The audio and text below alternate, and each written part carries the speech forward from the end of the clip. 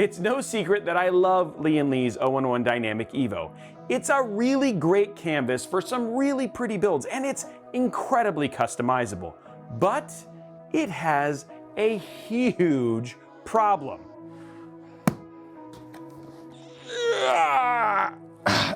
These parts are just so thick.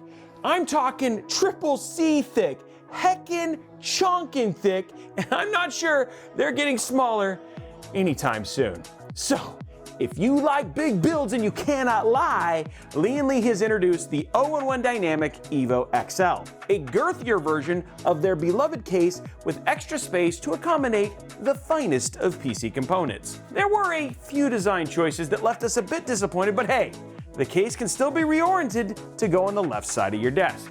Let's dig in.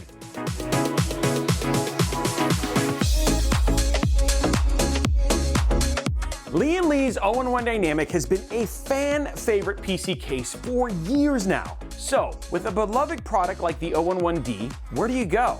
Well, we saw some welcome changes in the o11 Dynamic Evo, but I have to ask, is the Evo XL just a bigger Evo?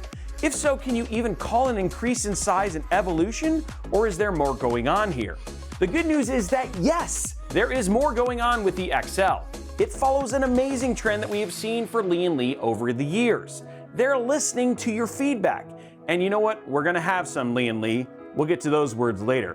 You gave us more space to build, but the space for cable management, it just filled up way too quickly. Overall, there is a lot that we loved about the Evo XL. The case is intuitive to build in, and the tooling is incredible. This feels exactly like what you would expect from a Lian case. So, just how much extra is the Evo XL? Beginning with the price tag, the Evo XL launched with an MSRP around $235 for the black version and $245 for the white. For perspective, that's around $80 more than the original Evo. But remember, the Evo XL is, well, it's extra large, coming in at a whopping. Wait, can we use the word whopping again? I mean, we already used that to describe the size of the Evo. The Evo XL still whops, so would it be whoppier or whoppiest to describe something even more whoppy? We may actually never know the answer to that question, and that may perplex us for the rest of our lives. What we do know is that the Evo XL measures in at a depth of 522 millimeters, a width of 340 millimeters, and a height of 521.9 millimeters. For the American folks, that's roughly 20.5 inches deep, 11.9 inches wide, and just over 20.5 inches tall. For some context comparison, that's 17.3% deeper, 11.76% wider, and 17% taller than the standard o11 Dynamic, and 12% deeper, 6.7% wider, and 13.7% taller than the standard Evo. Whew. In other words, it's a big boy. Maybe not as big as the ROG Hyperion from Asus, but it's still big in its own right. The exterior design features two tempered glass panels, perforated top and side panels for airflow, and a hefty steel construction, all accented by aluminum panels. Isn't that how they say it in Apple? Aluminum. That's aluminium for all you Apple fans out there. While we're still talking about the outside of the case, the Evo XL has a similar button layout to the Evo, including a multi-direction power button, a dedicated reset button, and the two buttons labeled M and C. Not because they're about to drop some sick beats, they control the mode and color of the ARGB strip that accents the front of the panel. Speaking of the front of the case, the I/O has bulked up a bit too. We now have 4 USB 3 Type A ports, as well as a USB Type C connection and an audio jack. If you want to use all these ports, it will require a motherboard with 2 internal USB 3 headers or a splitter cable. That may not be an issue for you, but it is worth absolutely considering. Like its ancestor of old, the Evo XL's front I/O ports are a module that can be moved from the front of the PC case to the sides or down to the rear of the case. Now that we've toured the outside, let's peek inside. It's time to see what Lian has done with all that extra space. Let's start with the cooling. Out of the box, the Evo XL does not come with any fans. That means that you'll need to bring your own to the build, like BYOF, is that a thing? Okay, that's not necessarily a bad thing, because the case has plenty of options to consider for fan orientation and cables. More on that a little bit later. The side, top, and bottom of the case can each accommodate up to 3 120mm or 140mm fans, or a 240, 280, 360, and 420mm radiator in each location. There's also room for up to two 120mm fans in the rear of the case, depending on how you orient the motherboard tray. You heard that right. The Evo XL has a removable motherboard tray that can be mounted in 3 different vertical spaces. This flexibility allows builders to play around with where they want to mount radiators and fans without having to worry about whether or not they have the right clearance to do so. It's actually pretty smart. If you love physical storage, you're probably going to think that this is smart too. The Evo XL has 7 different locations for hard drives. There are 3 spots for SSDs on the cable management cover and 2 hot swappable drive bays at the top and bottom of the case, located right behind the motherboard tray. With these 2 bays, you can fit up to 4 3.5-inch hard drives. Now, because of the location of the drive bays, the power supply mount is limited to a center mount position. Unfortunately, this is actually a step backwards from previous iterations of the case, and it means that there is no big brain multi-PSU moves today. Since we're talking about options, let's talk about GPU mounting options. The Evo XL comes with an anti-sag bracket for GPUs mounted in the more traditional orientation. If you're going to go for pure showmanship, Lian would happily sell you their vertical bracket and PCI riser kit for $59.99 or their upright GPU mounting bracket for $6.99. Lian will be selling a 900mm riser cable to go with the upright bracket, but that will be about $100 extra. With the increased case size, Lian says that it can accommodate the chunkiest of GPUs. Now, when we looked at those measurements on paper, it does look like this case can accommodate a hefty GPU like the ROG Strix RTX 4090, even in the upright orientation. But with the increased size of GPUs, upright mounting support may be short-lived. I don't know, we'll see. Can we make smaller GPUs, please? Speaking of space, the Evo XL offers a modest amount for its cable management. This is one space where we wish that Lian had given a little bit more of that XL treatment. To try and solve this problem, Lian sticks with the modular theme of the case by giving builders 3 dual-layer cable clips. These clips can be moved around in the back of the case to accommodate the builder's cable management needs. We really do love to see all the versatility, but it's not enough to handle thick power supply extensions and RGB cables. Look, you know what? Let's just build in this thing and find out.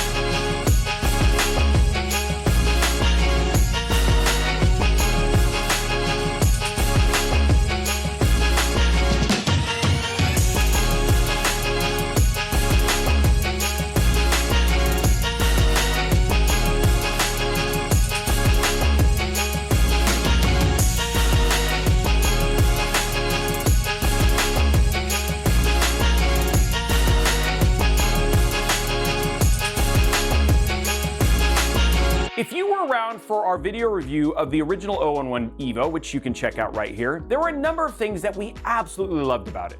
The same is true for the o11 Dynamic EVO XL. As always, the rubber grommet coverings, the cableways between the front and back of the case make hiding cable runs very easy. The freedom to reorient parts is refreshing. The fact that it has so many removable brackets, heck, even the openness of the case, it just makes building in this thing such a treat. See, like some people go out for ice cream, but I get to build in the EVO XL and then go out for ice cream.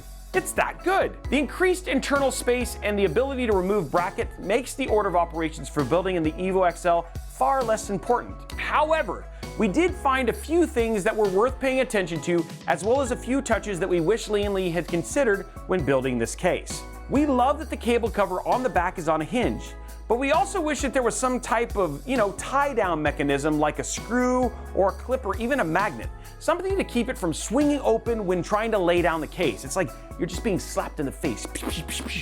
Unfortunately, the hard drive bays actually have a similar issue. The included cabling and the placement were both fantastic, but the execution just missed the mark. Whenever we tried to lay the case down during our builds, those drive bays just kept swinging open. Our concern is that these parts are going to get bent or damaged if builders actually aren't careful. Since we're talking about being careful, we need to mention something new, these new toolless PCI mounting brackets. Here's actually how it works. Each PCI lane has a metal post where you would typically actually see screw holes. Once you line up the post with the holes on your card, there's a latching mechanism on the back of the case that secures these components down with pressure like a thumb screw would hold it down in place. It's actually pretty simple and pretty intuitive to use. Now, for those of you asking, how does this compare? Where's the data, Robey? Don't worry, we've got you. We compared the o11 Dynamic EVO with a number of similar cases and crowd favorites like the Height Y40, the NZXT H9 Elite, and the Phanteks NV7, just to name a few. We ran a series of tests and benchmarks recording thermal performance for both the CPU and the GPU. To run these tests, we set up the EVO XL with an all-in-one closed-loop water cooler, and we used the same setup in each of the other cases we'll be talking about in this breakdown. So on to the numbers. While idle, CPU temps hovered around 27 degrees Celsius, with GPU temps averaging around 33 degrees Celsius. This means the EVO XL was neck and neck in idle performance with the Fractal North, while beating more airflow conscious cases like the H9 Flow from NZXT and the TD500 Mesh from Cooler Master. While CPU temperatures were similar to the original EVO, the EVO XL ran about 4 degrees warmer. However, once the systems were under heavy CPU load, the EVO XL just crushed it at 72 degrees Celsius, beating both the OG EVO by 2 degrees and the NZXT H9 Elite by 7 whole degrees Celsius. I know that probably doesn't sound like much, but it really is significant enough to notice. During our gaming benchmarks, the EVO XL hung out with the cool kids, with CPU temps averaging out at 47 degrees Celsius and GPU temps hovering around 65. To be fair, the rest of the PC cases, most of them fared pretty well. But you know what? I'm going to be talking to the Y40 and H9 Elite's parents after school. I'm not mad, I'm just a little disappointed. PC cases like the o11 Dynamic EVO are just plain beautiful, and there's a good reason why people keep gravitating towards them. It's almost effortless to build a beautiful PC inside of them. And honestly, there is something so rewarding about stepping back after all that hard work and cable management is done. And you are doing your cable management, right? Yes, you are. And just marvel at the majesty of what it is you've created. But I hear you asking, Robey, it looks good and all, but this is a review. Spill the tea, man. Okay, I've been doing a lot of gushing about this PC case because there's a lot to love about it. However, there are some trade-offs. While thermal performance is better than most of the competitors, the EVO XL isn't set up for thermal success with the tower-style cooler. While the airflow is better than most, without direct air to the cooler, it's probably better to just stick with an AIO for CPU cooling. We would have also liked to have seen better or any latching mechanisms to the cable management cover and the hard drive bays. So if none of those things scare you off and you're planning on picking up an o11 EVO XL, we have the following recommendations. Number 1, remove the hard drive bays entirely. Unless you are desperately in need to put your physical hard drives in your system, you are better off having the extra space for cable management. Number 2, be smart with all of the extras. As big as this case is, the space for cable management fills up really quickly. It's super easy to get overwhelmed with the sheer number of cables you will inevitably have, especially if you're going to kit this thing out with a ton of RGB and accessories and cable extensions and everything else. If you're gonna use extensions, here's the deal. Use a smaller gauge, it's gonna help. And if you're gonna fill every possible fan slot, use systems like Corsair's IQ Link, Thermaltake's SWA fan series, or Lian's own Unifan system to cut down on the sheer volume of cable spaghetti you're gonna have to deal with. If you don't, here's the deal. You're gonna end up water cooling the system with your tears by the time you're finished. And no one, and I mean no one, wants that. The benchmarks aren't great on tear-cooled systems. Number 3, be careful about brushed aluminum. It's pretty for sure, but it will quickly lose luster after every touch. These spots, this case, is actually super susceptible to fingerprints, but little microfiber does help. At the end of the day, the Lian o11 Dynamic Evo XL is a pretty impressive case. With eATX motherboards and massive GPUs becoming more commonplace, we have to give props to Lian for providing a larger version of their beloved case. Lian took some chances with things like the drive bays and the cable covers that we really appreciated seeing, even if they weren't executed in a way that really spoke to us. While we were a little disappointed that they weren't as secure as we would have liked, with a bit more fit and finish, they could positively be amazing features. And with Lian's history of listening to feedback, I absolutely think they can. But now you have our feedback, Lian, and we here at Robeytech look forward to seeing what you do with it. And we're grateful for you giving us the opportunity to check out the o11 Dynamic Evo XL. These are our impressions, but we want to know what you think. Are you excited to see a bigger version of the o11? Would you build in the o11 Evo XL? Let us know all of that down in the comments below. Now, while you're down there, go ahead and slap that subscribe button, whip that like button, and ring that notification bell so you get a notification each and every time we post a video like this here on Robeytech. Thanks for watching this video, and we look forward to seeing you on the next one.